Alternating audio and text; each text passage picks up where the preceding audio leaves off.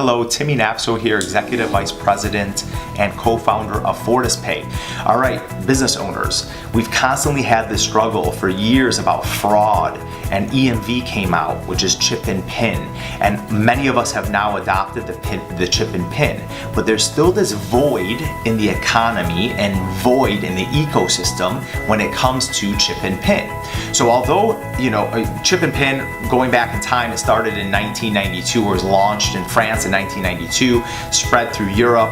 It helped protect from fraud using the chip technology, and all the way to just a few years ago here, it finally came into the United States. But it came into the United States to protect from face-to-face cardholder fraud, to shift that liability from we as business owners to the cardholder's bank.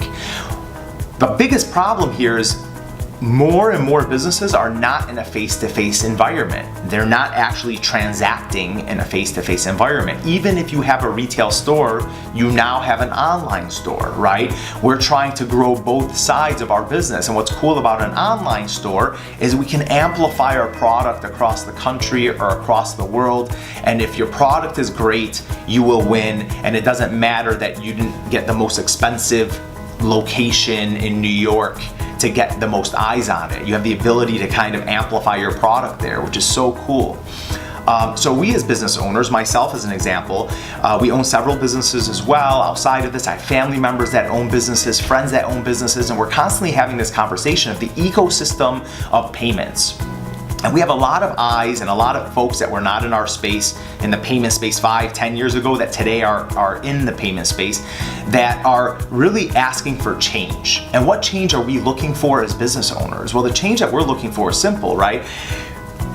You're protecting us in the face-to-face environment, but we have this shift in the online space. And how are we getting protected from the web? How do we know that the person that's ordering on the other side is actually the person that is making the order? And when I go and I deliver, X amount of, I'm shipping jewelry, or I'm shipping some other type of shoes or clothing to a customer, how do I know that it's actually them? And the problem that we have today is how the ecosystem is structured with the credit card brands, Visa, MasterCard, Discover, and American Express, is that it is the business owner's responsibility to know if that's really the person.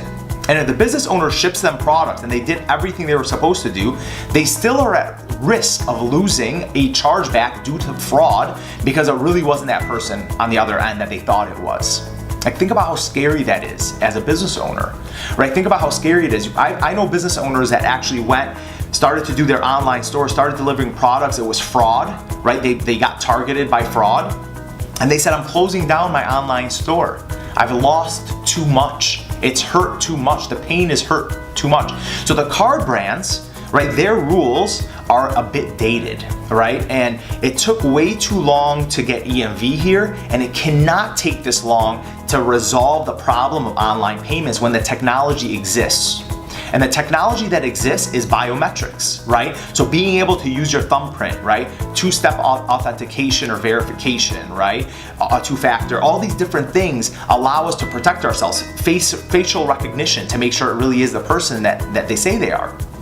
And competition forces change. And when the big card brands are not being competed against, or you can't really push them around, they don't have real motivation to change their rules as to how fraud works, because now they would have to absorb, or the cardholders' banks have to absorb that cost like they did with EMV, right? But that shift is expensive to them. So they'd rather give it to all the business owners, all the small and mid-sized businesses across the country, and have that burden be on their shoulders. But that burden is unfair. The market will win, right? The free market will win. And when you have the Amazons of the world, who have more than 300,000 small businesses that live on their platforms, over 300,000 small businesses that are being protected essentially through the Amazon network, right? Because these are users, these are people that have subscribed to, they know their profiles to Amazon, and they're making an order and they know where it's going and they see history. Fraud decreases significantly. So what's to stop the Amazons of the world, if they're already not working on this, to saying, hey, listen, we're launching our own internal credit system. We will give any Amazon business owner and Amazon consumer credit. We'll extend credit both ways.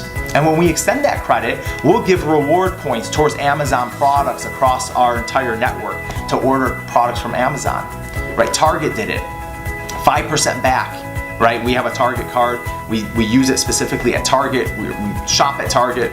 Well, Amazon could do the very same thing, and now they're starting to eliminate the card brands. And now what the card brands have to do is respond. But the point right now is the business owners don't have any loyalty to card brands. Card brands, Visa, MasterCard, Discover, and American Express, the loyalty comes from the card holder. So you need the entire ecosystem to buy in. And business owners need to feel like they're being protected by the card brands, when really, for the most part, they feel like they're not protected. The protection is coming to the card holder, and the business owners are the ones that suffer when they send these products out. So change has to come, and we expect and we hope that it comes quickly for the sake of all of our businesses as we start to shift online. Right now, we've seen around 70% of particular countries accept all of their payments in a mobile setting, right? So even though we may be face-to-face, I may walk into your business, I still may run a transaction not in a swipe or a chip and pin environment soon, right? It's going to come through voice. It's going to come through some other channel through, utilizing Apple Pay or Google Pay or one of these other types of technologies, right? So in the on-demand economy, where time is the most valuable thing to people. People don't want to wait in lines anymore. People don't even want to walk into a store anymore. They want to deliver to their home.